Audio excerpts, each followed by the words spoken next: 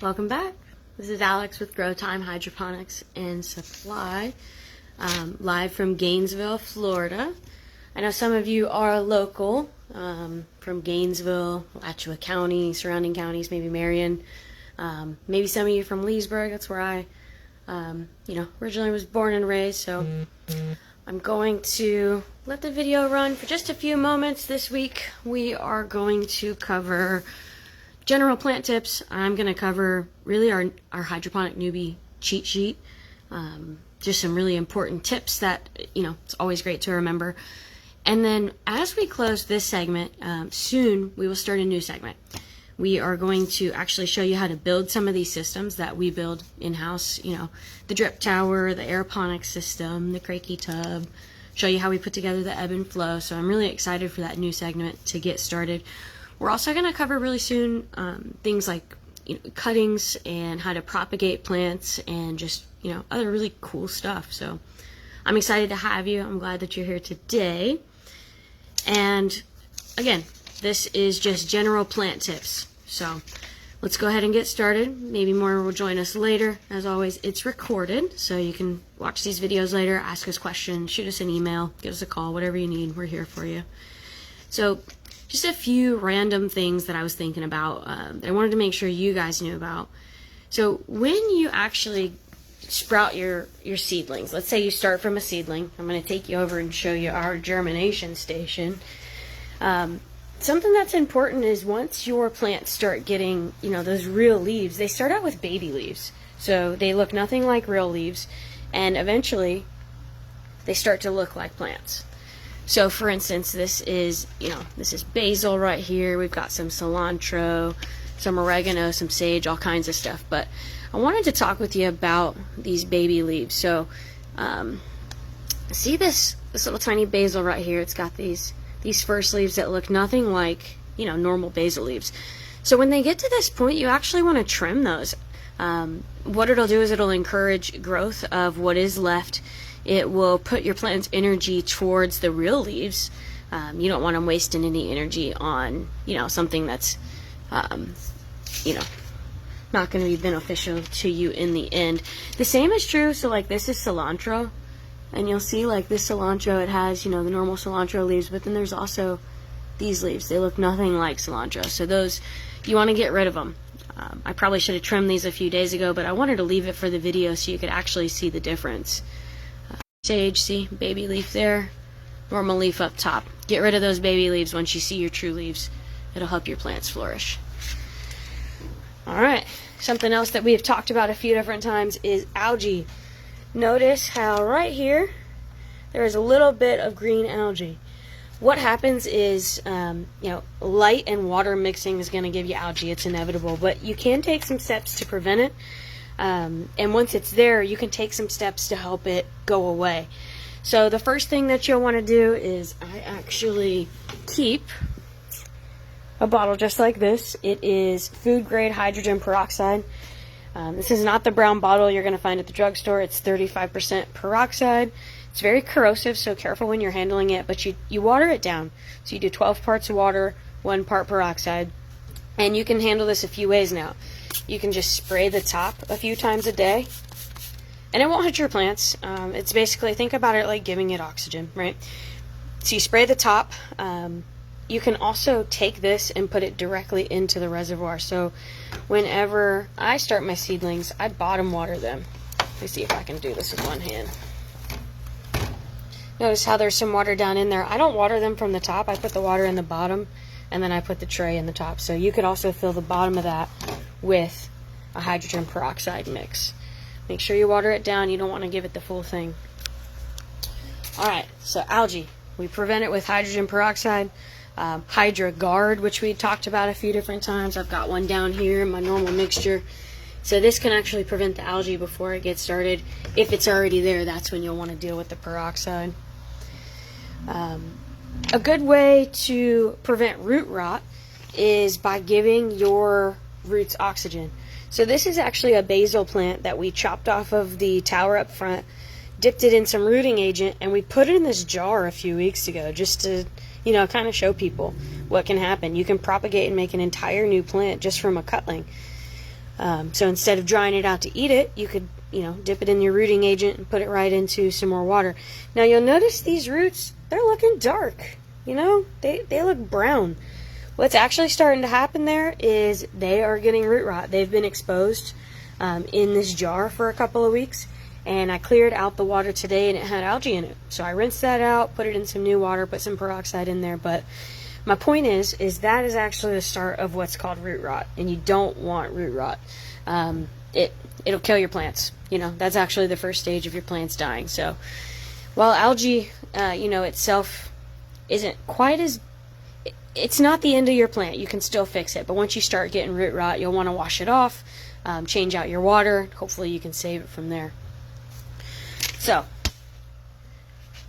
to prevent your root rot, you want to make sure you're giving it oxygen. So right here in this jar, these roots aren't getting any oxygen. It's just straight in the water. I covered the air roots today on purpose. I wanted to see what would happen. But imagine if we had put it in a system like our deep water culture. So remember the deep water culture bucket, it has the air pump right here. We use Active Aqua. And then inside of each tub, there's an air stone. And it's just going to give it bubbles and give it oxygen. So a good way to prevent your root rot is not only H2O, just your hydrogen, your water, but give it some air. Alright, on next, you do want to, if you're growing herbs, something to think about is you don't necessarily want them to flower, and that can come into play like with your oregano especially, but with your herbs, it's always a good idea to just trim as you go. So you can continue to get the production, for months and months, and it won't flower. What you do is you wait. So for instance, this one back here is oregano. Today when I came in, they were all about this much taller. I just gave them a nice little trim. I hung everything, put it all in our drying rack, so we'll dry it out and get it ready for distribution. But the point is you can trim your herbs as you go. They're not a one and done type plant. The basil, once it gets to be about 6 inches tall, 6 to 8 inches, you can cut it down. So when I came in today, it was about yay high. I cut some off just to make sure the bottom will continue to grow. And again, you don't want to make your plants focus on, leaves that aren't as important. So once you, for instance, the basil, the tops were so big and so fully grown, they weren't going to get any bigger. At that point, you want to chop it off, dry it out, eat it fresh, whatever you want to do with it. But that encourages your plant to keep growing, and, you get more out of it. Same thing for the thyme. This stuff gets pretty tall. I normally wait until it gets about 4 inches tall, and I'll cut a few inches off. I did that one today as well. Notice there's like one that I missed. So with herbs, I especially love trimming them down. We'll keep them going as long as possible. Let's talk about light cycles. So it is important to check your timers. Every light that you see in here, we have it on timers. Sometimes, we forget to check the basics. Let's say it accidentally gets switched to always on instead of on the timer. I actually came in here about a week ago, just on my way home in the middle of the night, realized, I'm going to go check on the plant. So I came in and there was some lights on, and I checked and the timer had been switched over. I didn't know how long it had been like that. So important note to you and myself and everyone out there, if you're working with grow lights, make sure you check your timer. Make sure you're actually giving your plants downtime. If you're doing a flowering plant, you want to do it 12 on, 12 off. If you're doing just, veggies and herbs and things like that, you can do 18 hours on and then 6 hours off. We talked a little bit about the seedlings already, but another thing to mention is that you want to keep them right up on the light. So these seedlings are, for the most part, real tall and healthy, and that's because I keep them on the light as they should be. But you'll see these front cilantro right here just kind of bending over. They're not strong, and it's because they're not getting as much light as the rest of them. And what happens is that means your plant is leggy. That's what they call it. It just means it grows real tall, real fast. It's reaching for the light, and all of a sudden now it can't support itself. So in order to prevent leggy plants, make sure that you're giving your seedlings enough light early on. The same is true for whenever your plants are, bigger and more mature. You still want to make sure you're giving them the proper light and you don't make them reach for it. That's really important. I cannot stress this enough. I'm going to go ahead and turn this around. Make sure that you check your pH. So when you're dealing with hydroponics, nutrients are sucked up by the plants at different rates. That's wholly dependent on the plant, the type of system that you're using, what stage the plant life is in, things like that. And with that sometimes comes fluctuating pH. And what can happen is your pH can drop too low, it can get too high, and if you don't check it, it can kill all your plants. It can hinder your growth. And something that simple as a little couple of droplets of pH up and down and taking the time to actually check it can save you so much time later on, and it can make a world of difference. So check your pH. It's very important in hydroponics.